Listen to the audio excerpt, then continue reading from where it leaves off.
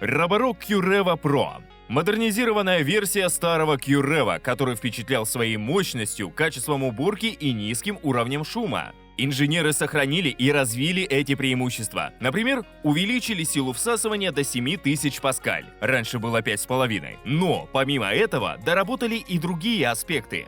У робота появился выдвижной мопик, чтобы промывать у стены. Теперь в приложении больше функций, включая повторную уборку при сильной загрязненности салфеток. Станция научилась не только обдувать салфетки теплым воздухом, но и стирать их в горячей воде. Есть и другие улучшения, о которых мы подробно расскажем в фирменном обзоре, а заодно разберемся, стоит ли выкладывать за этого робота 65 тысяч рублей.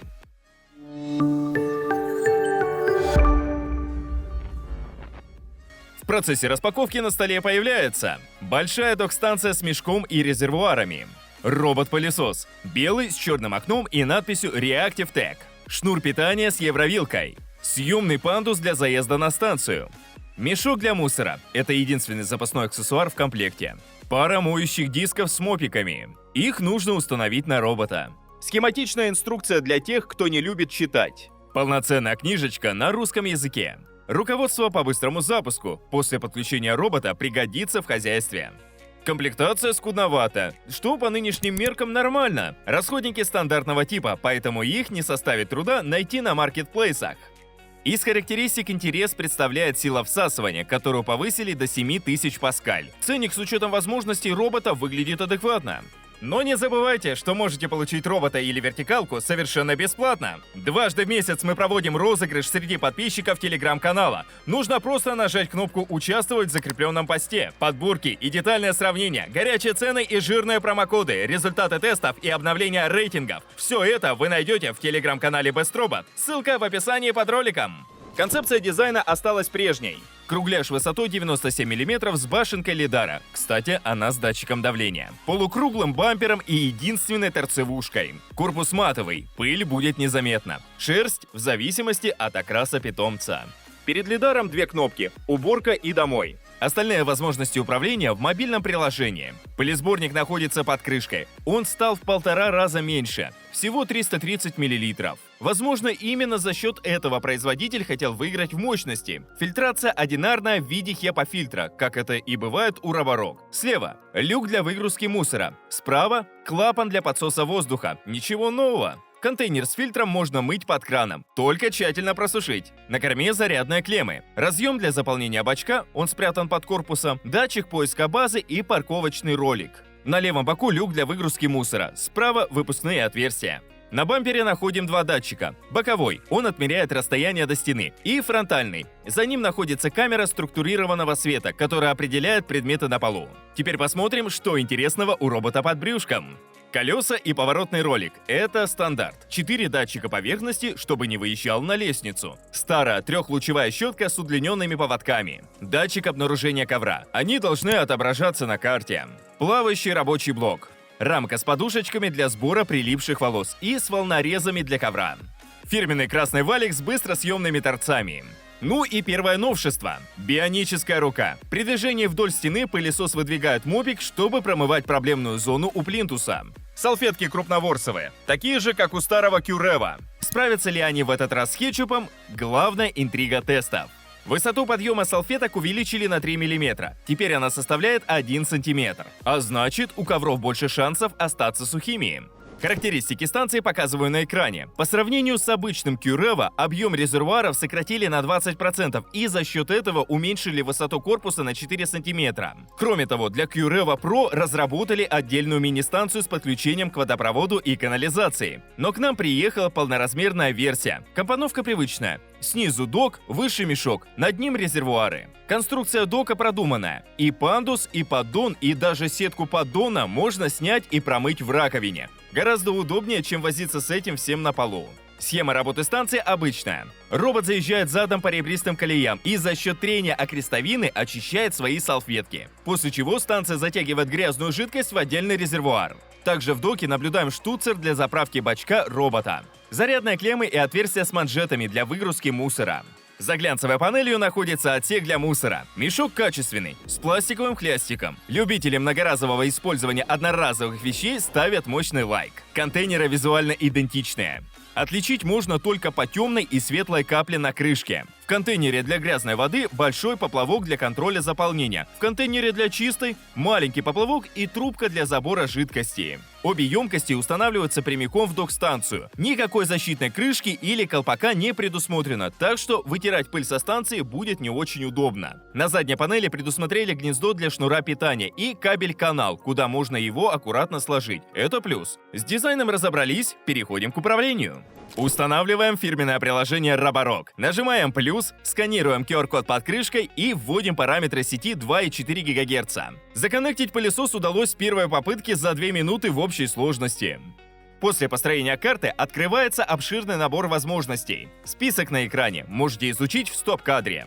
На карте можно менять планировку, устанавливать виртуальную мебель, рисовать зоны разного типа. Также можно редактировать очертания ковров, чтобы они были более четкими, указывать тип покрытия в каждой комнате, зоны высоких порогов. На основном экране появилась кнопка «Рабочий процесс», при нажатии на которую открывается настройка последовательности уборки. Влажная уборка после сухой. Сначала уборка в кухне и столовой. И прочие алгоритмы по умолчанию. Параметры можно менять, создавая уникальные рабочие процессы. Мощность, смачивание, количество проходов и траекторию движения можно настраивать для каждой комнаты в отдельности. Кстати, есть плавная настройка подачи воды. Дополнительно для влажной уборки можно настроить плотность зигзагов. Обычные зигзаги, плотные зигзаги и плотные зигзаги со снижением скорости. Чем отличаются эти режимы, хорошо видно на скриншотах. Но если лень со всем этим возиться, можно активировать функцию Smart Plan. В этом режиме робот самостоятельно определит параметры уборки, исходя из загрязненности помещения. В дополнительных настройках можно выбирать поведение на ковре, обход ковров во время влажной уборки, игнорирование ковра, лифт салфеток или проход по ковру без уборки. Забавно, что для каждого режима сделали видеоиллюстрацию, только забыли нарисовать роботу салфетки. В этом же меню можно выбрать повышение мощности на ковре, а также уборку ковров до или после влажной уборки.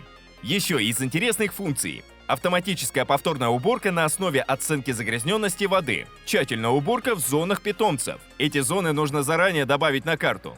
Уборка по направлению укладки ламината, а также настройка чувствительности фронтального датчика. Для док-станции тоже можно детально настраивать разные параметры. Частоту промывания салфеток от 10 до 25 минут или после каждой комнаты. Расход воды и ее температуру. Конкретных параметров не видно, только общее описание режимов. Частоту выгрузки мусора. Тут всего 2 варианта, и чем они отличаются, непонятно. А еще есть режимы сброса мусора, за которыми скрывается регулировка мощности всасывания станции. Продолжительность сушки от 2 до 4 часов. В общем, набор возможностей широчайший. Приложение полностью русифицировано, во всяком случае евразийская версия.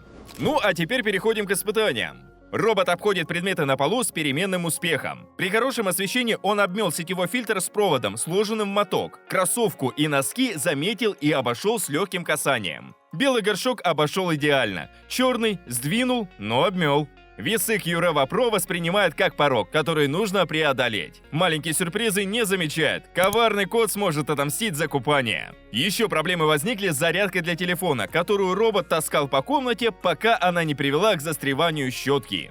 Камера структурированного света такая же, как у обычного QREVA, и результаты обхода предметов подтверждают это. Часть предметов QREVA Pro обозначил конусами на карте, часть отметил как ножки мебели или не отметил вовсе. Интересно, что в полной темноте пылесос заметил маленький сюрприз и даже поставил конус, но нормально объехать не смог и повозил по полу. С навигацией на местности все в порядке. Сначала подопытный обходит периметр помещения, включая шторы. Они попадают в поле зрения лидара. Расстояние до плинтуса отмеряет четко. Претензий к боковому датчику нет, как и к датчикам поверхности. Темные ковры они воспринимают адекватно. Траектория движения не меняется. Ножки стола пылесос увидел издалека, притормозил и аккуратно обмел каждую. Коробку тоже объехал и отметил на карте строгим прямоугольником. Единственная проблема – сушилка. Ее QREVA Pro штурмует раз за разом, как обычный пылесос с лидаром. Перекладины между ножками слишком низкие, и фронтальный датчик на них не срабатывает.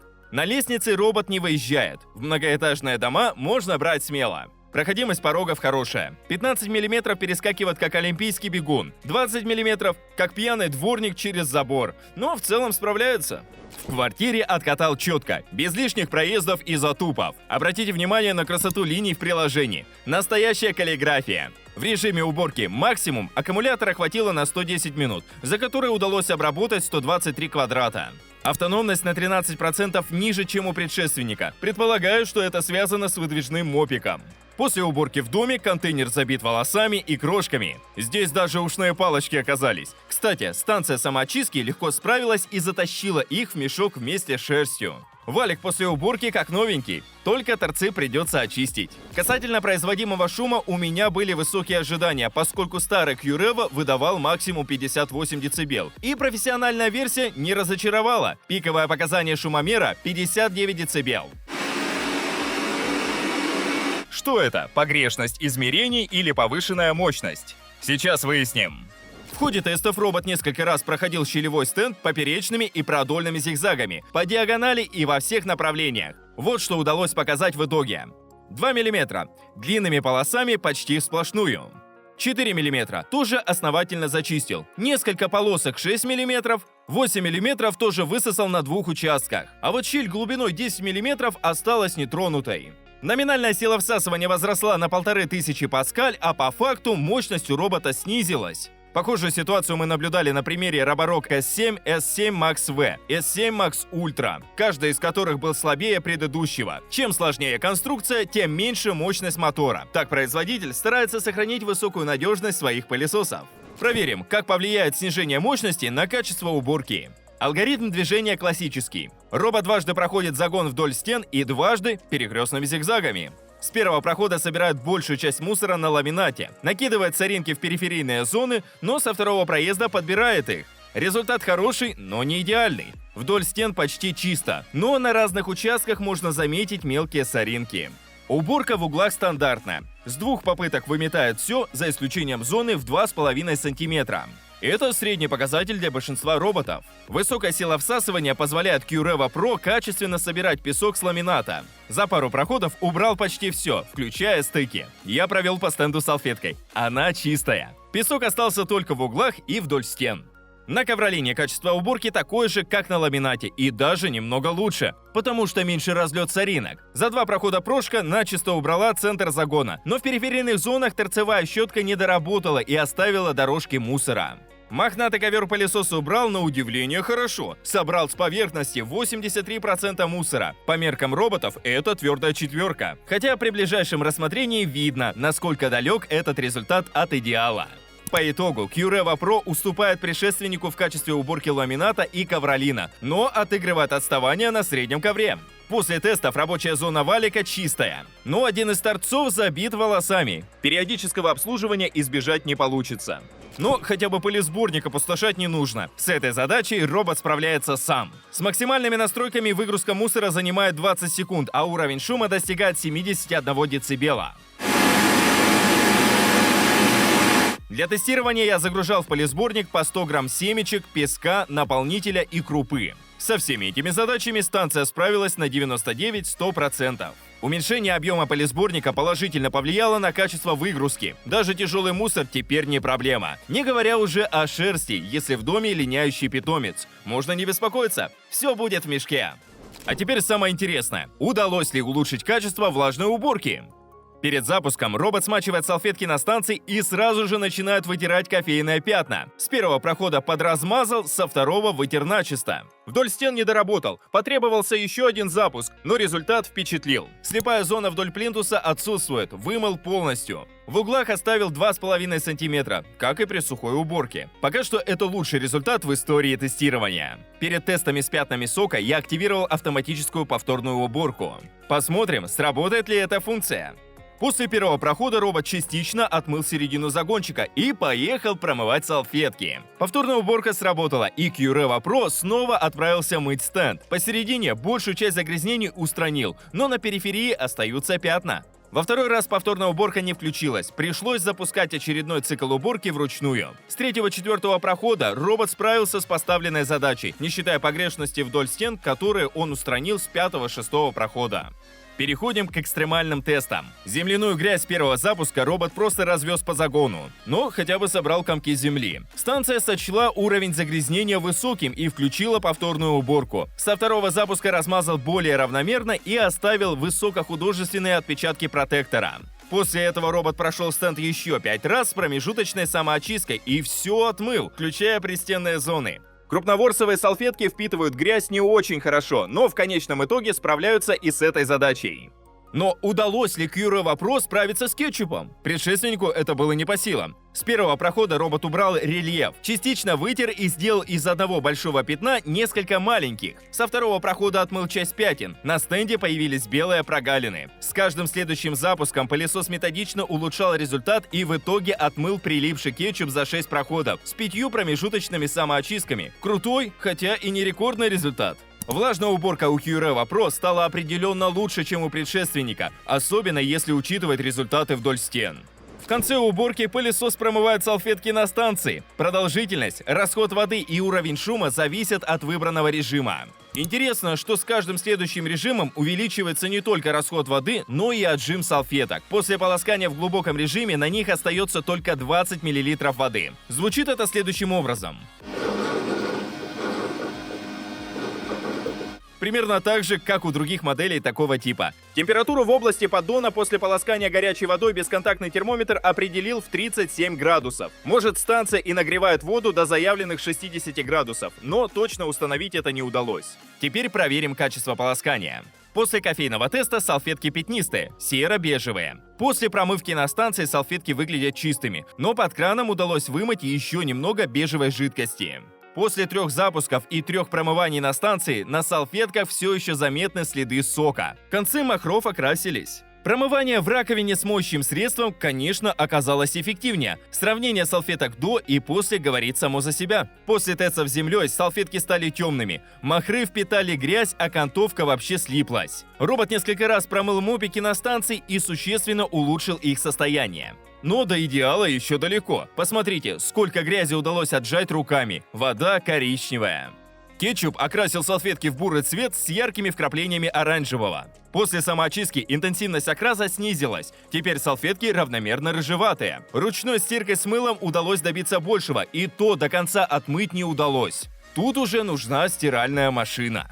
Резюмируя, можем сказать, что полоскание в горячей воде по-прежнему не влияет на итоговый результат. Эффективность промывания салфеток у Pro-версии даже ниже, чем у обычного Qreva. Но в промывании нуждается и сама станция. В доке много грязи и земли. При этом под поддончиком все чисто, поэтому долго возиться не придется. Снять поддон и пандус, промыть в раковине и поставить на место. Станция сушит салфетки теплым воздухом. Уровень шума небольшой, до 36 дБ.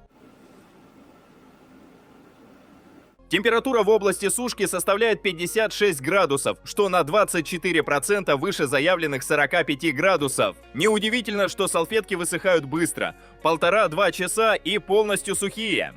Подведем итоги.